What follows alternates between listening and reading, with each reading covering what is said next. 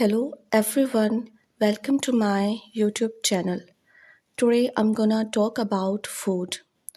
Although today food factories are working day and night to fulfill our appetite, but health has gone.